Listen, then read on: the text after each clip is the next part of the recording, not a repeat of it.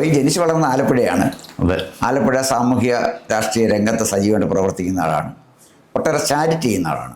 എനിക്ക് റോയിയെ ഏറ്റവും കൂടുതൽ അറിയാവുന്നത് സാധാരണ പാവപ്പെട്ട ആളുകൾക്ക് ഓണത്തിന് അല്ലാത്ത സമയത്ത് ക്രിസ്തുമസിനുമൊക്കെ ഭക്ഷ്യധാന്യങ്ങളും വസ്ത്രങ്ങളും വിഷു കൈനീട്ടവും ഒക്കെ ചെയ്യുന്ന സർക്കാരിൽ നിന്നും അതിന് എന്തെങ്കിലും ഒരു ധനസഹായം വാങ്ങിക്കാത്ത സ്വന്തം ബിസിനസ് ചെയ്ത് ലാഭമുണ്ടാക്കി അതിൻ്റെ ഒരു വിഹിതം പാവപ്പെട്ടവർക്ക് പങ്കുവെക്കുന്ന ഒരു നല്ല സമരിയാക്കാരനാണ്. തീർച്ചയായിട്ടും. അതുപോലെ തീർച്ചയായിട്ടും ഞാൻ താങ്കളെ അഭിനന്ദിക്കുന്നു. Thank you. അപ്പോൾ എനിക്ക് ചോദിക്കാനുള്ള ചോദ്യം, ഇപ്പം എന്തായാലും തിരഞ്ഞെടുപ്പ് വന്നിരിക്കുകയാണ്. എനിക്ക് ചോദിക്കാനുള്ള ഒരു ചോദ്യം, ആലപ്പുഴയിൽ 9 നിയോജകമണ്ഡലങ്ങളാണുള്ളത്. നിയോജകമണ്ഡല അടിസ്ഥാനത്തിലേക്കല്ല ഞാൻ പോകുന്നത്. പൊതുവെ ആലപ്പുഴയിലെ ഒരു ട്രെൻഡ്, അതായത് നെക്ക് ടു നെക്ക് ഫൈറ്റ് ആണ് എങ്കിൽ ഓരോ നിയോജകമണ്ഡലത്തിലെ വിജയവും പോലും ഭരണത്തിന് അനിവാര്യമാണ്. അപ്പോൾ അവിടെ എങ്ങനെ ആലപ്പുഴയിലെ ഒരു പൊതു സ്ഥിതി, പിന്നെ നമുക്ക് ജനറലായിട്ട് പറയാം. നിലവിലെ സാഹചര്യം അനുസരിച്ച് ആദ്യം മേൽക്കൈ ഉണ്ടായിരുന്ന നമ്മുടെ സിറ്റിംഗ് MLA ആയ എൻ്റെ സുഹൃത്തുമായ PP ചിത്തരഞ്ജനായിരുന്നു. എങ്കിൽ നിലവിലെ സാഹചര്യത്തിൽ അതിന് ഏറ്റക്കുറച്ചിലുകൾ ഉണ്ടായിട്ടുണ്ട്. ഇതാണ് ആലപ്പുഴ. അപ്പോൾ ആ ചിത്തരഞ്ജനെതിരായിട്ട് നിൽക്കുന്നത് പിന്നെ AD തോമസ്. അപ്പോൾ അദ്ദേഹം പിന്നെ ആണല്ലോ ഈ രക്ഷാപ്രവർത്തനത്തിൻ്റെ ഭാഗമായിട്ട് പരിക്കേറ്റ ആളല്ലേ? അതെ അതെ അതെ അതെ അതെ. അത്തരം സഹതാപതരങ്ങൾ വല്ലതും ഉണ്ടോ ആലപ്പുഴ? തീർച്ചയായിട്ടും ചില മേഖലകളിലൊക്കെ അദ്ദേഹത്തിന് അത് കിട്ടുന്നുണ്ടെന്നാണ് അറിയാൻ സാധിച്ചത്. അപ്പോൾ എനിക്ക് ചില മേഖലയിലൊക്കെ ആൾക്കാരിങ്ങനെ പറയുന്നുണ്ട്. അത് എത്രത്തോളം ശരിയാണെന്നുള്ളത് ഇലക്ഷൻ കഴിഞ്ഞ് വോട്ടെല്ലാം എണ്ണിക്കഴിഞ്ഞ് പറയാൻ പറ്റത്തുള്ളൂ. ചിത്തരഞ്ജന മുനിസിപ്പൽ ചെയർമാനായിരുന്നു. അതെ, തീർച്ചയായും. അവിടുത്തെ സജീവ സാന്നിധ്യമാണ്. അതെ. അപ്പോൾ സ്വാഭാവികമായും അങ്ങനെ നിൽക്കുന്ന ഒരാൾ അദ്ദേഹത്തിൻ്റെ 5 വർഷത്തെ പ്രവർത്തനത്തിൻ്റെ ഒരു ആൻറ്റി ഇൻകുംബൻസി ഉണ്ടാകുമല്ലോ. MLA എന്നുള്ള നിലയിൽ 5 കൊല്ലം പ്രവർത്തിച്ച് കഴിയുമ്പോൾ അനുകൂലമായും പ്രതികൂലമായും ട്രെൻഡ് വരാം. അത്ര പ്രതികൂലമായ എന്തെങ്കിലും ട്രെൻഡ് തോന്നുന്നുണ്ടോ? പ്രതികൂലമായിട്ട് അദ്ദേഹത്തിനെതിരായിട്ട് ഒരു ട്രെൻഡ് ഇല്ല സത്യത്തിൽ. അദ്ദേഹത്തിന് പറ്റുന്ന രീതിയിലുള്ള വികസന പ്രവർത്തനങ്ങൾ അദ്ദേഹം ചെയ്തിട്ടുണ്ട്. ഒന്നത്. രണ്ടാമത്, ഇപ്പം ഒരാൾക്ക് ധാരാളം വികസന പ്രവർത്തനങ്ങൾ ചെയ്യണമെന്ന് ആഗ്രഹമുണ്ടെങ്കിൽ പോലും നമ്മുടെ സർക്കാരിൻ്റെ ഖജനാവിൻ്റെ അവസ്ഥ അറിയാമല്ലോ. അപ്പോൾ തന്നാലാകുന്നത് താൻ ചെയ്തിട്ടുണ്ട് എന്നുള്ളതാണ് എൻ്റെ ഒരു വിശ്വാസം. അത്യാവശ്യമുള്ള കാര്യങ്ങളൊക്കെ അദ്ദേഹം ചെയ്തിട്ടുണ്ട്. അപ്പോൾ അത്ര കാര്യമായ ആൻറ്റി ഇൻകുംബൻസി ഇല്ല അവിടെ. ഇല്ല എന്നുള്ളതാണ് എൻ്റെ വിശ്വാസം. പിന്നെ ഗവൺമെൻറ്റിനെതിരെ പൊതുവെ ഒരു ആൻറ്റി ഇൻകുംബൻസി ഇല്ലേ? അതും സംശയമാണ്. അത്ര അങ്ങോട്ടുണ്ട്. അത് ഓരോ ആൾക്കാരുടെ വീക്ഷണം. ഇപ്പോൾ എന്നോട് ചോദിച്ചു കഴിഞ്ഞാൽ എനിക്ക് പല കാര്യങ്ങൾ പറയാൻ കാണും. അപ്പോൾ സാറിന് ചോദിക്കാണ്ട് സാറിന് ചില ഉത്തരങ്ങൾ കാണും. അപ്പോൾ അത് വെച്ച് നോക്കുമ്പോൾ എനിക്ക് തോന്നുന്നുണ്ട് അത്രയ്ക്ക് അങ്ങനെ മോശമായിട്ട് പറയാനില്ല. എങ്കിൽ ചില ആൾക്കാർ വളരെ മോശമായിട്ട് പറയുന്നു. പിന്നെ എല്ലാ സർക്കാരും പരിപൂർണമായിട്ട് എപ്പോഴും നല്ലതെന്ന് പറയാം, 100% നല്ലതെന്ന് പറയാൻ പറ്റത്തില്ല. എന്നാൽ പോലും സർക്കാരിൻ്റെ ഭാഗത്തുള്ള കുറേ പ്രശ്നങ്ങൾ എല്ലായിടത്തും ഉള്ളത് കണക്കിന് ആലപ്പുഴ ഉണ്ടായിട്ടുണ്ട്. ആലപ്പുഴ ഒരു കോൺസ്റ്റിറ്റ്യുവൻസി, അതായത് അമ്പലപ്പുഴ കോൺസ്റ്റിറ്റ്യുവൻസി ഫൈറ്റ് കേരളം മുഴുവൻ ഇട്ട് നോക്കുന്ന H. സലാമും അതുപോലെ തന്നെ സുധാകരൻ സാറുമായിട്ട് അതെങ്ങനെയാണ് വിലയിരുത്തുന്നത്?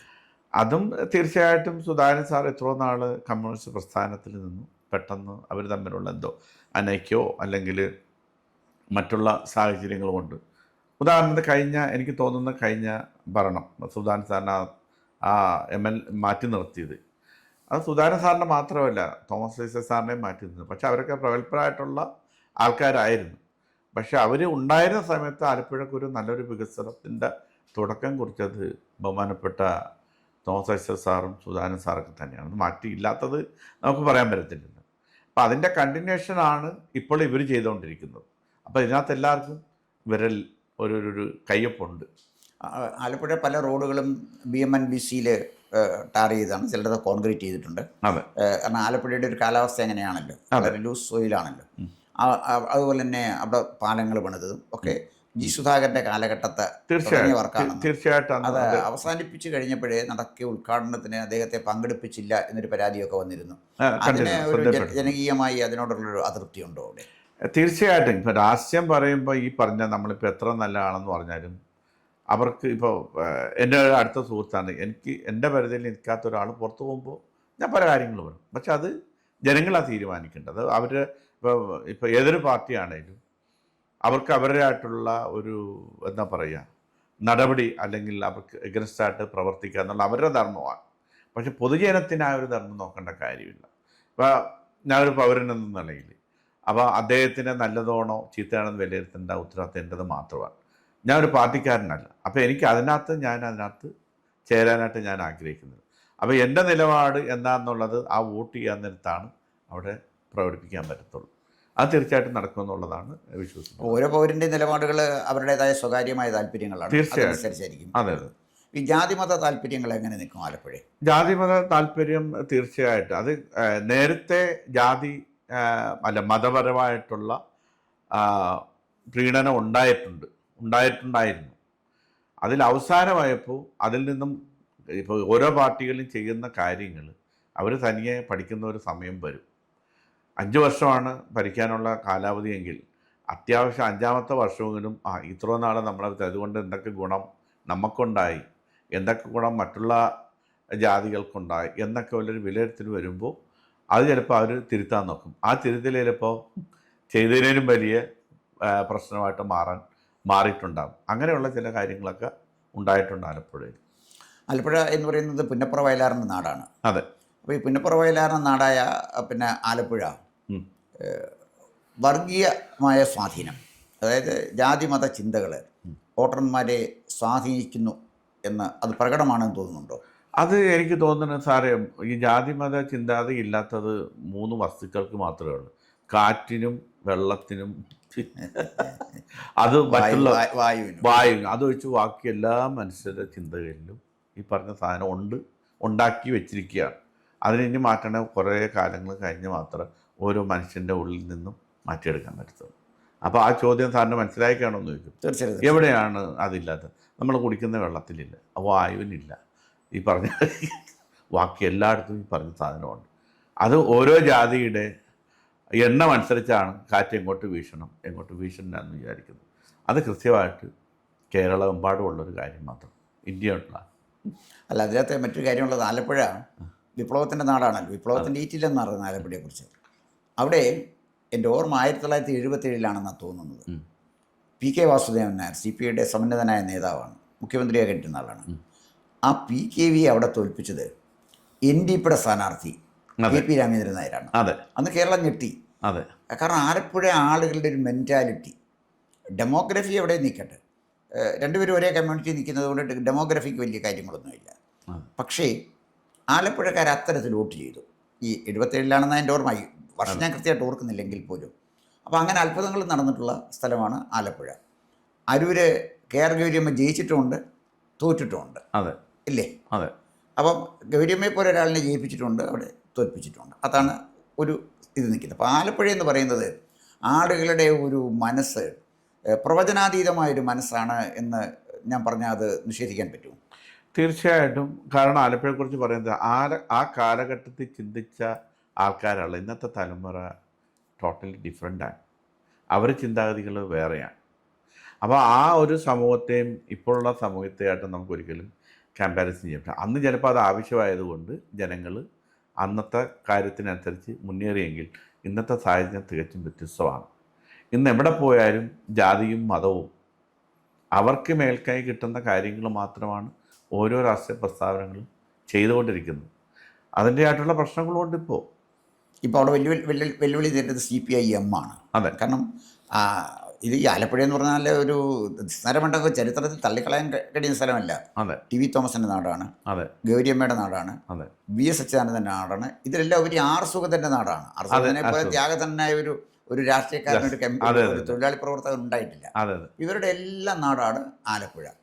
ഇപ്പോൾ ആലപ്പുഴയിൽ CPM എന്ന് പറയുന്ന രാഷ്ട്രീയ പ്രസ്ഥാനത്തിനെ നിയന്ത്രിക്കുന്നത് CPIM ജില്ലാ സെക്രട്ടറി നാസർ, അതുപോലെ തന്നെ പിന്നെ ആരിഫ്, പിന്നെ മറ്റൊരാൾ H സലാം, പിന്നെ സജി ചെറിയാൻ, ഇവരെ അടങ്ങുന്ന ഒരു ഗ്രൂപ്പാണ് എന്ന് പറയുന്നു. ഇങ്ങനൊരു ഗ്രൂപ്പ് ആലപ്പുഴയുണ്ടോ? അവർ സമ്മതരാണോ? അവർക്കെതിരെ വിമർശനങ്ങളുണ്ടോ? ആലപ്പുഴയ്ക്ക് പുറത്തു നിന്ന് നോക്കുന്ന ഒരാളാണ് ഞാൻ. താങ്കൾ ആലപ്പുഴ ജീവിക്കുന്ന ഒരാളാണ്. എങ്ങനെയാണ് അത് തോന്നുന്നത്? സത്യത്തിൽ നേതാക്കന്മാർക്കിടയിൽ, എല്ലാ രാഷ്ട്രീയ പാർട്ടികളുടെ നേതാക്കന്മാർക്കിടയിൽ അങ്ങനെ ഒരു വിവേചനമില്ല. സത്യത്തിൽ അവരെല്ലാവരും ഒന്നാണ്. എല്ലാ രാഷ്ട്രീയ പാർട്ടിയിലെ നേതാക്കന്മാരും ഒന്നാണ്. അവരുടെ ആവശ്യം വരുമ്പോൾ ഒന്നാണെന്നാണ് ഉദ്ദേശിക്കുന്നത്. അവരുടെ ആവശ്യം വരുമ്പോൾ അവരൊന്നാണ്. മറ്റേ ഇലക്ഷൻ വരുമ്പോൾ അവരെല്ലാം പിന്നിട്ടാണ് നിൽക്കുന്നത്. സത്യത്തിൽ പിന്നിച്ച് നിൽക്കുന്ന സാധാരണ മനുഷ്യർ മാത്രമാണ്. അവരുടെ ഇടയിൽ ജാതിയോ മതമോ രാഷ്ട്രീയമോ ഒന്നുമില്ല. അപ്പം നേതാക്കന്മാർ പിടിക്കുന്ന കൊടിയുടെ കളർ വേറെയാണെങ്കിലും വിളിക്കുന്ന മുദ്രാവാക്യത്തിൻ്റെ ടോൺ, പിന്നെ മുദ്രാവാക്യത്തിൻ്റെ വാക്കുകളും വേറെയാണെങ്കിലും ഈ പുറമേ ആളുകൾ വളരെ വ്യത്യസ്തരാണെങ്കിലും സാമ്പത്തിക താല്പര്യത്തിൻ്റെ അകത്തും പങ്കുവെക്കുന്ന കാര്യത്തിലും അഴിമതി നടത്തുന്ന കാര്യത്തിലും എല്ലാ രാഷ്ട്രീയക്കാരനും എല്ലാവരും ഒന്ന്. അത് എൻ്റെ കാഴ്ചപ്പാടാണ് ഞാൻ പറഞ്ഞത്. ഒരു പരിധിവരെ ശരിയായി സാറൊന്ന് ആലോചിച്ചാൽ തന്നെ. തീർച്ചയായിട്ടും എനിക്കതിനോട് യോജിപ്പാണ്. കാരണം വെച്ചാൽ രാഷ്ട്രീയക്കാര് നിയമസഭയിലകത്ത് ഭയങ്കര യുദ്ധം ചെയ്യുന്ന ആളുകൾ നിയമസഭയ്ക്ക് പുറത്ത് വന്നിട്ട് അഴിമതി പണം പങ്കുവെക്കുന്നത് നമ്മൾ കണ്ടുകൊണ്ടിരിക്കുന്നതാണ്. അതെ അതെ, ഞാനും കണ്ടിട്ടുണ്ട് അതൊക്കെ. അപ്പൊ അതിനെക്കുറിച്ച് നമ്മൾ പറഞ്ഞിട്ട് കാര്യമില്ല. എല്ലാ കാര്യത്തിലും അഴിമതിയാണ്. ഇലക്ഷൻ വരുമ്പോൾ ഒരു നയവും ഇലക്ഷൻ കഴിഞ്ഞാൽ പിന്നെ നമ്മളൊരു ചുറ്റിന് നിന്ന് ബിരിയാണി തിന്നുന്ന ഒരു അവസ്ഥയാണ് കഴിഞ്ഞ കുറേ കാലമായിട്ട് ഈ പറഞ്ഞ മേഖലയിലൊക്കെ കാണുന്നത്. ചുരുക്കത്തിൽ പൊതുജനം കഴുതയാണ്. തീർച്ചയായിട്ടും പുറമേ കാണുന്ന ഇതൊരു ചക്കളത്തി പോരാട്ടമാണ്. അത്രേ ഉള്ളൂ. അതിങ്ങനെ തന്നെയൊക്കെ നടക്കും. തെരഞ്ഞെടുപ്പ് നടന്നാലും ഇവരുടെ ഐക്യ സഹകരണ സംഘം അഴിമതി കാര്യത്തിൽ ഒന്നിച്ച് മുന്നോട്ട് പോകും. വൈകിട്ട് ഒന്നിച്ച് മദ്യപിക്കാനും അഴിമതി പണം പങ്കുവെക്കാനും ഇവരെല്ലാവരും ഒന്നിച്ചു കൂടും. അവർ തീരുമാനിച്ച് വെച്ചിട്ടുണ്ട് ആർക്കൊക്കെ സീറ്റ് കൊടുക്കണം, ആരൊക്കെ ജയിക്കണം, ആരൊക്കെ അവസാനത്തെ ലാപ്പിൽ കയറി വരണം. അത് അവർ നേരത്തെ നിശ്ചയിച്ച് വെച്ചിരിക്കുന്നത്. ആ കാര്യത്തിൽ ജനങ്ങൾ മാത്രമാണ് ഇതൊന്നും പങ്കില്ലാത്തത്. ബാക്കി എല്ലാ കാര്യത്തിലും അവർ ഓൾറെഡി അവരറിയാണ്ട് ഒരില പോലും അനങ്ങത്തില്ല. അത് ഓരോ മേഖലയിലും ഉള്ളത് തന്നെയാണ് കേരളമെമ്പാടും. അതിനെന്താ പറയുക, എനിക്കറിയത്തില്ല. ആ ഒരു വ്യത്യസ്തമായിട്ടൊരു ഗ്രൂപ്പാണ്. ആ ഗ്രൂപ്പായിരിക്കും എല്ലായിടത്തും ഇങ്ങനെ നടക്കുന്നത്. അവർക്കറിയാത്ത ഒരു കാര്യം കണ്ടു. പക്ഷെ പുറത്ത് വരുമ്പോൾ വ്യത്യസ്തമായ രീതിയിൽ ജനങ്ങളിലേക്ക് എത്തിക്കുന്നത് മാത്രമേ ഉള്ളൂ. അപ്പോൾ ചുരുക്കത്തിൽ പൊതുജനം കഴുതയാണ്. അവൻ വോട്ട് ചെയ്താലും കഴുത, വോട്ട് ചെയ്തില്ലെങ്കിലും കഴുത. അവനെ ചൂഷണം ചെയ്യുന്നു, അഴിമതി നടത്തുന്നു. അവന് മുദ്രാവാക്യം വിളിക്കാനും ചോര തരാം നീര് തരാം എന്ന് പുറകെ നടന്ന് അവന് വേണ്ടി രക്തസാക്ഷിയാകാനും അവന് വേണ്ടി തല്ലുകൊള്ളാനും അവന് വേണ്ടി പണം മുടക്കാനും പോകുന്ന പൊതുജനം കഴുത തന്നെയാണ്. അതിൻ്റെ ടിപ്പിക്കൽ ഉദാഹരണമാണ് ആലപ്പുഴ രാഷ്ട്രീയം. ശരിയല്ലേ? Okay, thank you. കൂടുതൽ വാർത്തകളും വിശേഷങ്ങളും നേരിട്ട് ലഭിക്കാൻ ജനങ്ങളിൽ നിന്ന് ജനങ്ങളിലേക്ക് ജനഭൂമി ന്യൂസ് സബ്സ്ക്രൈബ് ചെയ്യൂ. ബെൽ ബട്ടൺ അമർത്താനും മറക്കരുത്.